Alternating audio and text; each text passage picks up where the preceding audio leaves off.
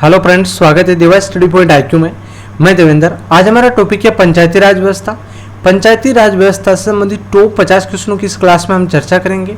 आप किसी भी गवर्नमेंट एग्जाम की तैयारी कर रहे हो तो आपके लिए क्लास इंपॉर्टेंट रहेगी, क्योंकि यहाँ से हर एग्जाम में 3 या 4 क्वेश्चन पूछे जाते हैं। तो क्लास को एंड तक देखते रहना है और लास्ट में मैंने आपसे क्वेश्चन पूछा, उसका आंसर आपको कमेंट में देना है। ठीक है, सारे क्वेश्चन इंपॉर्टेंट और सिलेक्टेड है जो एग्जाम में बार बार पूछे जाते हैं। पंचायती राज व्यवस्था संबंधी जो भी महत्वपूर्ण क्वेश्चन बन रहा था वो सारे क्वेश्चन आपको यहाँ पर मिल जाएंगे। तो क्लास को एंड तक देखते रहना और लास्ट में आपको 50 में से कितने क्वेश्चन राइट हो रहे हैं ये भी आपको कमेंट में लिखना है। ठीक है, तो स्टार्ट करते हैं।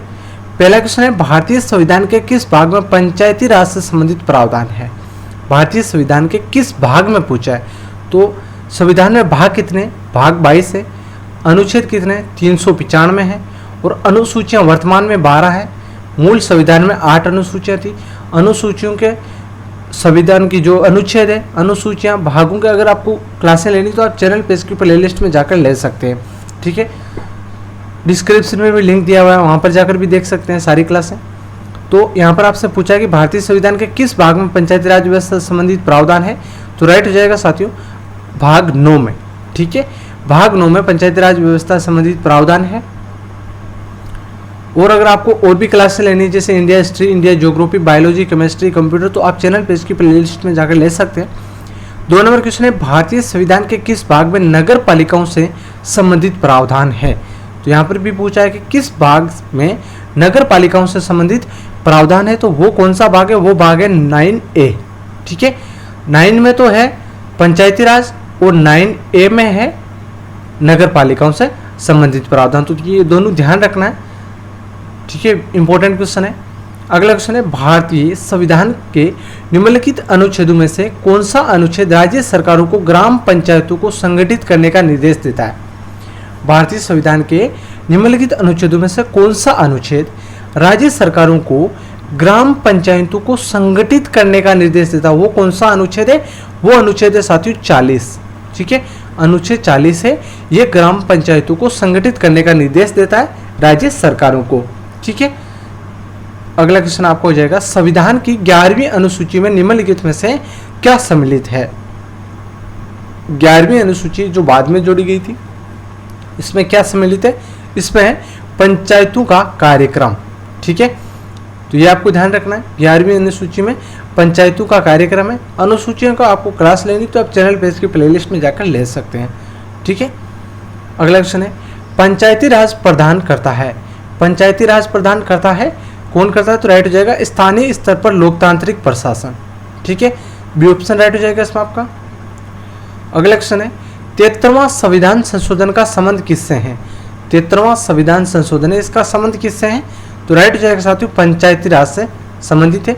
73वां संविधान संशोधन हुआ था 1993 में और उसी समय 11वीं अनुसूची में पंचायती राज व्यवस्था को जोड़ा गया था। 11वीं अनुसूची जोड़ी गई थी जिसमें पंचायती राज व्यवस्था से संबंधित जोड़ा गया। तो पीछे हमने क्वेश्चन पढ़ा था ना कि पंचायती राज 11वीं अनुसूची में क्या है? पंचायतों का कार्यक्रम है। ये 11वीं अनुसूची 73वां संविधान संशोधन 1993 में जोड़ी गई थी। ये भी आपको ध्यान रखना है साथियों। ठीक है, और यहाँ पर आपका सी ऑप्शन राइट हो जाएगा। अगला क्वेश्चन हो जाएगा, भारत में निम्नलिखित में से किसके अंतर्गत पंचायती राज प्रणाली की व्यवस्था की गई है?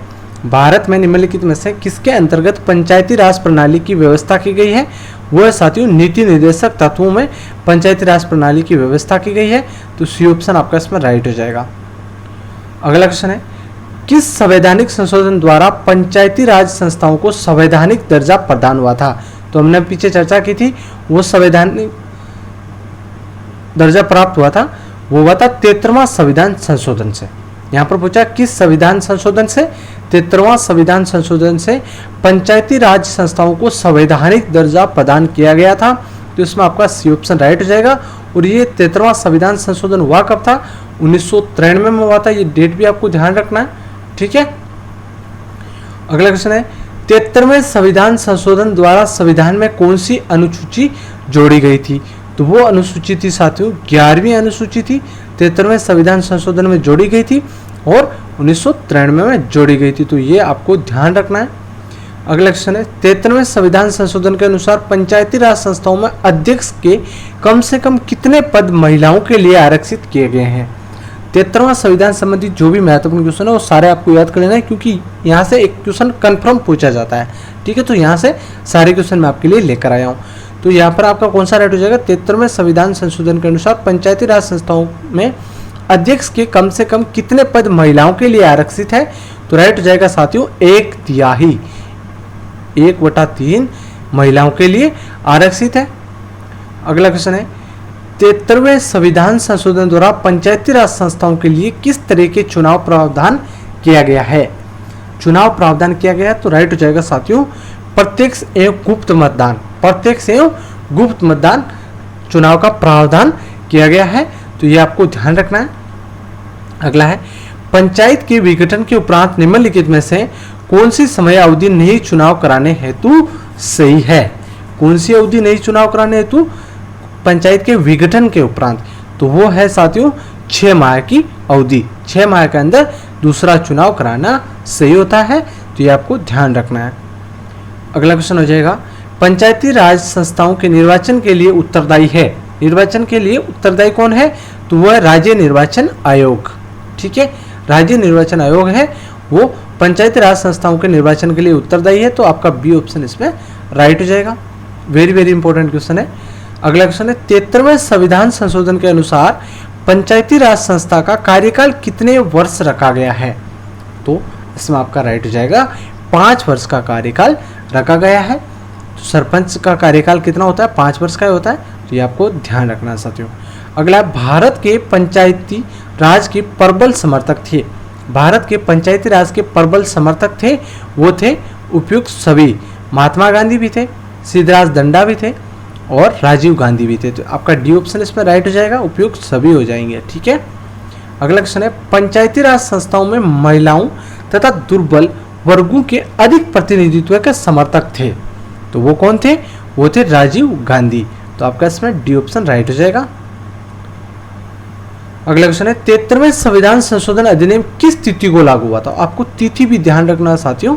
73वां संविधान संशोधन संबंधी तो क्वेश्चन पूछा ही जाता है, तो आपको ये तिथि भी ध्यान रखना है। 24 अप्रैल 1993 को 73वां संविधान संशोधन अधिनियम लागू हुआ था। तो ये डेट ध्यान रखना है, 24 अप्रैल और सन 1993। ठीक है, ये ऑप्शन राइट हो जाएगा। अगला क्वेश्चन है पंचायत के चुनाव कराने हेतु निर्णय किसके द्वारा लिया जाता है। पंचायत के चुनाव कराने हेतु निर्णय किसके द्वारा लिया जाता है। तो राइट हो जाएगा राज्य सरकार के द्वारा निर्णय लिया जाता है। अगला भारत में पंचायती राज का प्रारंभ कब किया गया था। पंचायती राज का प्रारंभ कब किया था। तो राइट हो जाएगा 1959 में किया था। और कहाँ से किया था, राजस्थान से किया था। आगे हम क्वेश्चनों में और चर्चा कर लेंगे। ठीक है, अगला क्वेश्चन आपको हो जाएगा पंचायत राज प्रथम प्रवर्तित किया गया था। प्रथम प्रवर्तित किया गया था तो वो है साथियों आपका राजस्थान। ठीक है, 1959 में। अगला क्वेश्चन है स्थानीय ग्रामीण शासन के रूप में पंचायती राज प्रणाली सर्वप्रथम क्रमानुसार अपनाई गई थी। तो वो थी, राइट हो जाएगा राजस्थान और उसके बाद में आंध्र प्रदेश। सबसे पहले राजस्थान में और उसके बाद में आंध्र प्रदेश में पंचायती राज प्रणाली अपनाई गई थी। तो ये दोनों राज्य आपको ध्यान रखना है। अगला देश के ग्रामीण क्षेत्र के सामाजिक एवं सांस्कृतिक उत्थान के लिए सामुदायिक विकास कार्यक्रम कब प्रारंभ किया गया। तो राइट हो जाएगा 2 अक्टूबर 1952 को कार्यक्रम प्रारंभ किया गया था। सी ऑप्शन आपका इसमें राइट हो जाएगा। सामुदायिक विकास कार्यक्रम की असफलता का कारण है। सामुदायिक विकास कार्यक्रम की असफलता का कारण है वह अशिक्षा। क्या है, अशिक्षा। तो डी ऑप्शन आपका इसमें राइट हो जाएगा। अगला क्वेश्चन है लोकतांत्रिक विकेंद्रीकरण का सुझाव दिया गया। लोकतांत्रिक विकेंद्रीकरण का सुझाव दिया गया था वो है साथियों बलवंत राय मेहता द्वारा। ठीक है, डी ऑप्शन राइट हो जाएगा इसमें आपका। अगला भारत में पंचायती राज की त्रिस्तरीय व्यवस्था को अनुमोदन किस समिति के द्वारा किया गया था। वो है साथियों बलवंत राय मेहता समिति के द्वारा। तो ये ऑप्शन आपका इसमें राइट हो जाएगा। अगला बलवंत राय मेहता समिति ने किसको अधिक शक्तिशाली बनाने का सुझाव दिया था। बलवंत राय मेहता समिति ने किसको अधिक शक्तिशाली बनाने का सुझाव दिया था। तो वह पंचायत समिति। ठीक है, पंचायत समिति को अधिक शक्तिशाली बनाने का सुझाव दिया था बलवंत राय मेहता समिति ने। ठीक है, अगला क्वेश्चन है, पंचायती राज व्यवस्था में स्थानीय स्वशासन की व्यवस्था कैसी होती है? स्थानीय स्वशासन की व्यवस्था है ये कैसी होती है? तो राइट हो जाएगा साथियों, ग्राम, ब्लॉक, जिला स्तर, 3 स्तरीय संरचना होती है। ग्राम, ब्लॉक और जिला स्तर, ठीक है, यह संरचना है। अगला क्वेश्चन है, पंचायती राज संस्थाओं के संगठन के 2 स्तर होने का सुझाव दिया। पंचायती राज संस्थाओं के संगठन के 2 स्तर होने का सुझाव किसने दिया? अशोक मेहता समिति ने। तो ये ऑप्शन आपका इसमें राइट हो जाएगा। अगला है, 1977 में केंद्र सरकार ने पंचायती राज संस्था की कार्यप्रणाली और ढांचे में सुधार लाने के उद्देश्य से किस समिति को नियुक्त किया था? तो 1973 में कौन सी समिति को नियुक्त किया था? तो वो समिति थी अशोक मेहता समिति। 1977 डेट भी ध्यान रखना है, ये सन भी 1977 अशोक मेहता समिति को नियुक्त किया था, ठीक है। अगला क्वेश्चन आपका हो जाएगा, अशोक मेहता समिति ने किन 2 स्तरों की बात की थी? अशोक मेहता समिति ने कौन से 2 स्तर है जिनकी बात की थी? वो है मंडलीय पंचायत और जिला परिषद। इन 2 स्तरों की बात की थी अशोक मेहता समिति ने। 1977 में पंचायती राज व्यवस्था के समीक्षा के लिए गठित समिति की अध्यक्षता किसने की थी? तो इस समिति की अध्यक्षता अशोक मेहता ने की थी, तब इसका नाम है अशोक मेहता समिति, ठीक है। अगला क्वेश्चन आपका हो जाएगा, पंचायती राज संस्थाओं के निम्नतर स्तर पर कौन है? निम्नतर स्तर पर कौन है? पंचायती राज संस्थाओं में निम्नतर स्तर पर कौन है? ग्राम सभा एवं पंचायत, यह निम्नतर स्तर पर है। अगला है, पंचायती राज संस्थाओं के उच्चतम स्तर पर कौन है? पंचायती राज संस्थाओं के उच्चतम स्तर पर कौन है? तो राइट हो जाएगा जिला परिषद, उच्चतम स्तर पर है। अगला, पंचायती राज की आधारशिला है। पंचायती राज की आधारशिला है तो वह है साथियों ग्राम सभा। पंचायती राज की आधारशिला ग्राम सभा है। पंचायत समिति का मुख्य निष्पादक होता है। पंचायत समिति का मुख्य निष्पादक होता है खंड विकास पदाधिकारी। खंड विकास पदाधिकारी और पंचायत समिति का मुख्य निष्पादक होता है। जिला परिषद का मुख्य कार्य क्या है? जिला परिषद का मुख्य कार्य क्या है? तो आपका राइट हो जाएगा समन्वय एवं पर्यवेक्षण, ये जिला परिषद का मुख्य कार्य है। पंचायती राज की मुख्य उपलब्धि है। पंचायती राज की मुख्य उपलब्धि है राजनीतिक चेतना का विकास। राजनीतिक चेतना का विकास। स्थानीय सांसद और विधायक किसने पदेन सदस्य होते हैं? किसके पदेन सदस्य होते हैं? स्थानीय सांसद और विधायक हैं, वो किसके पदेन सदस्य होते हैं? वो होते हैं जिला परिषद के पदेन सदस्य। ग्राम पंचायत का निर्वाचन कराना निर्भर करता है। ग्राम पंचायत का निर्वाचन कराना निर्भर करता है, वो करता है राज्य सरकार पर निर्भर। तो आपका डी ऑप्शन इसमें राइट हो जाएगा। अगला, खंड स्तर पर पंचायत समिति एक क्या है? प्रशासनिक प्राधिकरण है। खंड स्तर पर ब्लॉक लेवल पर पंचायत समिति है वो एक प्रशासनिक प्राधिकरण है। ये ऑप्शन आपका इसमें राइट हो जाएगा साथियों, ठीक है। सामान्यतः पंचायत समिति में कितने प्रकार के सदस्य होते हैं? पंचायत समिति में कितने प्रकार के सदस्य होते हैं? आपका राइट हो जाएगा पदेन सदस्य, सहयोगी सदस्य, संयोजित सदस्य। तो आपका डी ऑप्शन इसमें राइट हो जाएगा, उपयुक्त सभी। पंचायती राज विषय है। पंचायती राज विषय है, ये विषय राज्य सूची में। पंचायती राज का जो विषय ये राज्य सूची में है, तो आपको ध्यान रखना है, वेरी वेरी इंपॉर्टेंट क्वेश्चन हो जाएगा। अगला क्वेश्चन है, पंचायतों के द्वारा कौन सा कर वसूला जाता है? पंचायतों के द्वारा कौन सा कर वसूला जाता है? तो वो कर है साथियों स्थानीय मेलों का कर, पंचायतों के द्वारा वसूला जाता है। पंचायत चुनाव के लिए उम्मीदवारों की न्यूनतम आयु सीमा होनी चाहिए। पंचायत चुनाव के लिए उम्मीदवारों की न्यूनतम आयु मतलब सरपंच बनने के लिए कम से कम कितनी आयु चाहिए? तो ध्यान रखना साथियों 21 वर्ष होनी चाहिए। 21 वर्ष के बाद सरपंच का चुनाव लड़ सकते हैं, तो ये आपको ध्यान रखना है। अगला, पंचायत राज के कार्य क्षेत्र में नहीं आता। पंचायत राज के कार्य क्षेत्र में क्या नहीं आता है? माध्यमिक शिक्षा, ये पंचायत राज के कार्य क्षेत्र में नहीं आता। ग्रामीण सड़कें आती हैं, ग्रामोद्योग आता है, कृषि उत्पादन आता है, लेकिन माध्यमिक शिक्षा है ये पंचायत राज के कार्य क्षेत्र में नहीं आता है। पंचायत समिति के प्रशासन का प्रबंध एक सरकारी अधिकारी करता है, जिसे क्या कहते हैं? उसे कहते हैं खंड विकास पदाधिकारी या ग्राम सेवक। तो ये ध्यान रखना है, इंपॉर्टेंट क्वेश्चन हो जाएगा आपके लिए। पंचायत राज त्रिसोपान प्रणाली का प्राथमिक भाग है। पंचायत राज त्रिसोपान प्रणाली का प्राथमिक भाग क्या है, वो है ग्राम पंचायत। तो आपका बी ऑप्शन इसमें राइट हो जाएगा। अगला है, राजस्थान में पंचायती राज व्यवस्था की शुरुआत किस जिले में हुई थी। राजस्थान में पंचायती राज व्यवस्था की शुरुआत किस जिले में हुई थी। सबसे पहले राजस्थान में हुई थी, तो राजस्थान के नागौर जिले में हुई थी। तो आपको ध्यान रखना, सी ऑप्शन आपका इसमें राइट हो जाएगा। बलवंत राय मेहता समिति का गठन किस वर्ष किया गया था। बलवंत राय मेहता समिति का गठन किस वर्ष किया गया था, तो आपका राइट हो जाएगा 1957 ईस्वी में किया गया था। डी ऑप्शन राइट हो जाएगा, बलवंत राय मेहता समिति का। और अशोक मेहता समिति का 1977 में हुआ था, ठीक है, 1977 में। और बलवंत राय मेहता समिति का गठन हुआ था 1957 में। और पंचायत राज की शुरुआत हुई थी 1959 में राजस्थान नागौर से, ठीक है। अगला क्वेश्चन आपको हो जाएगा, पंचायत राज संस्थाओं अपनी निधि हेतु निर्भर है, तो यह सरकारी अनुदान पर निर्भर होता है। तो आपको ध्यान रखना। अगला क्वेश्चन आपको हो जाएगा, निम्नलिखित में से भारत में पहला नगर निगम कहाँ स्थापित हुआ था। पहला नगर निगम कहाँ स्थापित हुआ था, तो राइट हो जाएगा चेन्नई में हुआ था, और चेन्नई है तमिलनाडु में। अगला क्वेश्चन है, भारत में सही मायने में स्थानीय स्वशासन का जनक किसे कहा जाता है। स्थानीय स्वशासन का जनक किसे कहा जाता है, तो राइट हो जाएगा लॉर्ड रिपन को स्थानीय स्वशासन का जनक कहा जाता है। ए ऑप्शन, बी ऑप्शन आपका इसमें राइट हो जाएगा, इंपॉर्टेंट क्वेश्चन है।